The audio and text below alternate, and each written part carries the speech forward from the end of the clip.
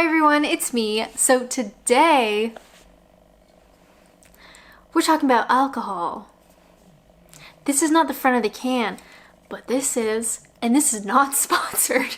Hi everyone, it's me. So today we're talking about the drinking culture here in the UK. Now I have this to celebrate during the video. I can tell you right now, I'm probably not gonna like it, but you do it for the art, and this is my art. For those of you who don't know me, my name is Alanna, and I'm a Canadian who originally is from Ontario, Canada, but I've been living in Kent, England for over 4 years. So I've had some time to observe, and I wanted to share with you some of my observations about the drinking culture here in the UK. It only seemed fair to do this with a beer. So without further ado, let's go.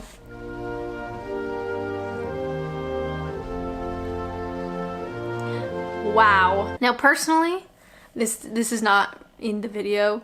It's not part of the video. I don't like beer. I'm a cider girl. You know, if I'm at the pub, I'll get a cider.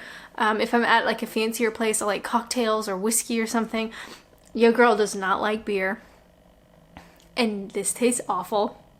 But cheers and welcome to my channel.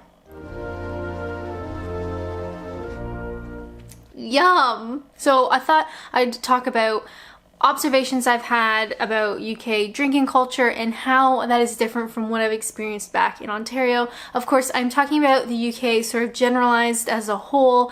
I have traveled Wales, Scotland, a little bit in Northern England, primarily from living in the southeast of England. So I'm saying UK, but you know, we're generalizing. Okay? Relax.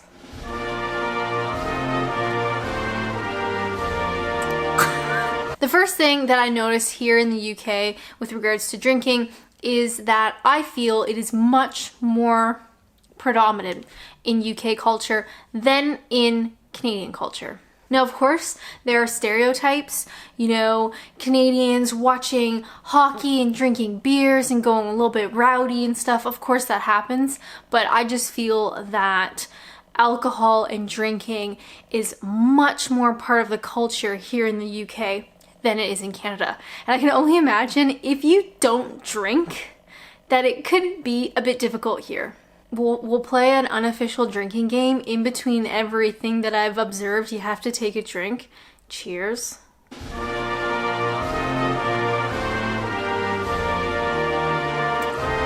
Another thing I've noticed that is part of the UK drinking culture here is doing rounds. Now, I don't remember what video we talked about this, and it might have been like in an etiquette video or something, but I've already lost my train of thought. Say you're going to a pub with a group of friends, you're going to be there for a few hours, it's expected that you're going to have quite a few drinks, then you might do rounds. So basically one person buys everybody's drink and you each take turns. So naturally, this works best if you're going to be there for a while, because say if there's like 4 to 5 people, you need to do, you know, 4 to 5 rounds, so you need to have enough time to, you know, like, there needs to be enough time. Now, if you do not want to be part of the round, you simply buy your drink by itself and just let them know, hey, you know, I'm not gonna be drinking too much, I'm just gonna buy my own, that's okay. You guys do the round without me. And then at least they know that you are not part of it, so people will not buy you drinks, and you will also not be expected to buy everybody else's drink. I hate the way that this tastes. It's a 4.4% Pilsner. The only thing good about it is the color of the can.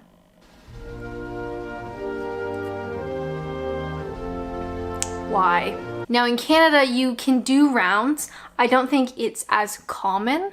I have been in loads of situations at the pub where people were doing rounds here in the UK, but it's not something that I ever experienced back in Ontario. So it does happen, of course, but I think it is really part of the culture here in the UK. And again, last time I talked about rounds, I had a whole bunch of people saying they've never heard of it, they've never done it, I'm British born and bred and I never do rounds.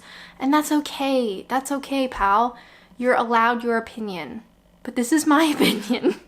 Okay, thank you. Another thing I've noticed about the drinking culture here in the UK is that pubs are everywhere. Even though like thousands of pubs have closed in fairly recent years, it seems like a lot of them were really disappearing. Even still, there are so many pubs in the UK, it's hard to comprehend.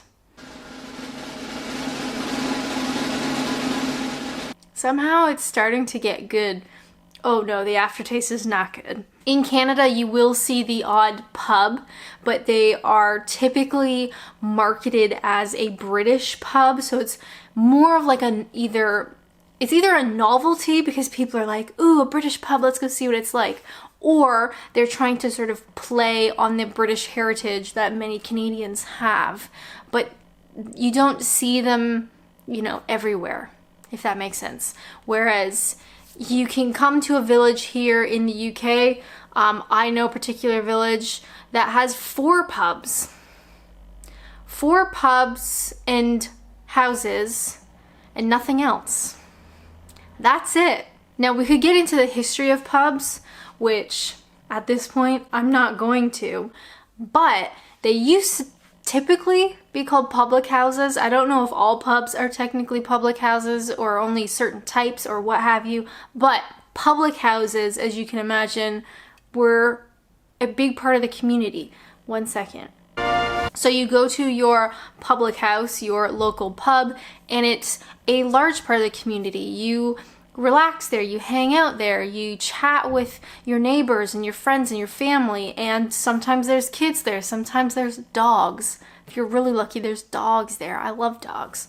And it's just a very comforting, welcoming place, which is one of the things that I absolutely love about pubs. Now in Canada, we don't have that. We don't have a small town and the pub is sort of the center of it like you do here in the UK. We don't have communities sort of surrounding a pub. I don't know what to do with my hands. Instead of a pub, in Canada, we sort of have 2 different sort of things. Establishments, if you will. So you either have a bar, which is an adult place. Kids don't go to the bar, dogs don't go to the bar. It's more typically like a party atmosphere. It's drinking, it's maybe even dancing, more like a dance club kind of thing, but it's, there's a whole type of variety of bars, but it's very much like an adult thing. Okay. However, you also have restaurants. So in North America, we have lots of sports bars, which is a whole nother thing. It's kind of like a restaurant, it's kind of like a bar, but where am I going with this? If you take the idea of a restaurant, you go there with your family or your friends or whatever, you have a meal, you might have a drink, they might have a bar area that kids might not be allowed to even go into that space, but it's not that cozy community feeling that pubs have here in the UK. That one felt like a really long ramble, and if you are still with me, cheers.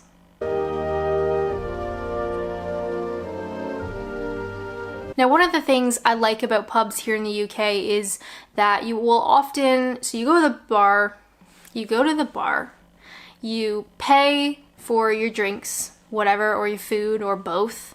You go back to your table, you eat or you drink, you just relax. And a lot of the times you are left to your own devices. You are just you're not bothered. They almost forget that you're there, which I really love. I love going to the pub with friends and you just, you have a couple drinks, you just sit there and relax and hang out. And it's this really sort of comforting, chill vibe. I find a lot of the times in Canada, if you go to a restaurant, say, you have lunch, you have some pints, when you are done, they expect you to leave. No hanging out. Of course, that's not the case for all places, but I just find North America as a whole, in part of the culture, you go to the restaurant, say, or the pub, you have lunch, you have dinner, whatever, you have a couple drinks. When you pay, usually at the end, you leave. You don't just sit there. Whereas the pubs in the UK, you can really sort of lounge and sort of take your time, which is really nice. Now, say you come to the UK and you are working, hopefully, you got a nice job, hopefully, and your colleagues say, let's get a drink after work, let's go to the pub after work. Fabulous. So going to the pub for a drink, in my mind, is something a little bit different than what it actually is. So typically, if you go to the pub for a drink, it usually means many drinks, and it oftentimes means no food. And I like food, so it's a bit of a struggle. If somebody in the UK at work says, we're going for a meal after work, that would indicate that you're actually eating, but of course you're probably drinking as well. But if they just say, we're going to the pub for a drink or going out for drinks, it is just drinking. And sometimes it's a lot of drinking. Whereas in Ontario or in Canada, if you were going for a drink after work with colleagues, it's probably only one or two, because then people are going to want to go home and have dinner. You know, like they want to eat. We are an eating nation, and they want to go home and eat. Or if you're going out in Canada, going for a drink after work, that might also include like an actual meal with a drink or a couple drinks. Usually it's just more food involved. Otherwise, you're just having one drink and you're going home, because we're hungry. We're always hungry. Cheers to food. Am I right? Or am I right? I hate when people do that. I'm probably gonna cut that. That's pretty gross. Now, a little side story. This has almost nothing to do with this topic, but I'm gonna say it anyways, because it's my channel and I can do what I want. I remember I went out for drinks with colleagues after work. We went to a Weatherspoons and I think I ordered like a Strongbow or something simple. I like cider. Cider is my go-to drink at pubs. I think I might have already said that. Otherwise, I dreamt saying that. So I asked for a Strongbow and the bartender gave me like the Strongbow berry. Like, I don't know what the flavor is, but it's like bright red, like purpley color. And they gave it to me and they're like, oh, did you mean regular Strongbow? And I was like, yeah, sorry, just Strongbow, just regular Strongbow. And they're like, oh, well, you go ahead and just keep that one. They poured me a regular Strongbow, gave them both to me. I was like, yeah, we'll just gonna charge you for the original, and you can take both. So if you're watching this, whoever you are, thank you. You're wonderful. God bless. Now, another thing I've noticed about the drinking culture here in the UK is it is really easy to buy alcohol. It's pretty much everywhere. Grocery stores, shops, corner shops, you know, little convenience stores. I went to Brighton recently. If you want to watch that video, it's on my Patreon. But I trained into Brighton and I got off the train. I'm still like in the train station. And I realized I probably should buy more alcohol. It was for a hen do. Okay, thought I have a bottle of Prosecco in my bag, but I probably should get some more. I went into the little Marks and Spencer. So for people who aren't watching, it was like, it's a grocery store, but it was the size of a convenience store in the train station. And one whole wall was alcohol. All different wines and beers and ciders and mixed drinks just covered the wall. And you could literally just get off your train, buy alcohol, and be on your way, which is awesome. Now, in Canada, and specifically in Ontario, they are really weird about selling alcohol. So I don't know all the regulations and the rules behind why this is. I'm not gonna pretend that I know. You can do your own research. If you come on YouTube for research, you need to check your priorities. Anyway, I probably should have done this one before I started drinking because I don't know how to explain it anymore. Pull it together. So in Ontario, we have the Liquor Control Board of Ontario. It's an actual shop. So if you want to buy alcohol, you go to the LCBO. You can buy wine, spirits, beer, mixed drinks, all that kind of stuff through an LCBO. Now we also have another store called The Beer Store, which you can get beer from, surprisingly. And up until recently, those were kind of the two only places that you could readily buy alcohol. Recently, I know some grocery stores in Ontario have started selling like wine and beer as like a trial. So Not every grocery store is doing it, only select few. I know they're trying to roll it out a bit more sort of as we go on, but it can be really difficult to buy alcohol. Just harder to get. So say you're having a party, you go to the grocery store to buy all your food and your snacks and what have you. You then have to also then drive to an LCBO or a beer store to get your alcohol. Just, it's another trip in the car. Fun. And finally, one of the observations about British drinking, the British drinking culture, I can't remember. Okay, no, I got it. Okay, so the last one is getting carded. Now, I'm not totally sure what the terminology would be here in the UK. For a Canadian, when you are trying to buy alcohol and they're not sure how old you are, you get carded. Now, in the UK, I don't think I've ever been carded. Maybe at the beginning when I first moved here, and not really since. Now, I'm not gonna tell you how old I am, but let's just say mid to late 20s. And yeah, carding just doesn't really happen here in the UK. I feel like they're a bit more relaxed about it. You can buy alcohol so many different places, and it's just kind of, you know, pretty easy. Now, as you can imagine, in Canada, after just talking about it's really hard to buy alcohol, they also are very weird about carding you. So anytime I buy alcohol in Canada, specifically in Ontario, I get carded constantly. Actually, the last time I went back to Canada, we went to a sports bar and I was with my parents and my parents' friends. So it was quite, you know, an older group, if you will. And we were all sitting outside on a patio and we all ordered a local beer to the area, and they carded me and I didn't have my wallet. So I had no ID and I was like, I'm really sorry. This was the year I was born. I mean, I'm with my family. I'm very much of the legal drinking age. And she was like, nah, if you don't have ID, I can't serve you. Fun stuff. So I just find that Ontario specifically is a bit weird about buying alcohol and about getting carded for alcohol. I mean, weed is legal and yet we struggle just to buy alcohol. It's just the way it is. I guess as a side note, this isn't really an observation, but the legal drinking age in England is 18 and in Ontario it is 19. The drinking age in Canada is a provincial law, so each province can set their own, you know, age basically. I think Quebec is younger. I don't know if anything's over 19, but for Ontario at least it is 19. Now I just thought of this and I don't know if it's useful. Weeks ago, I did a video on the North versus South divide in the UK, and one of the stereotypes that we talked about is that some Brits believe that Northerners drink way more than in the South. So maybe, I mean, we could add that in here, maybe the stereotype that Northerners are heavier drinkers in terms of like a drinking culture. It's more prominent up north. Maybe.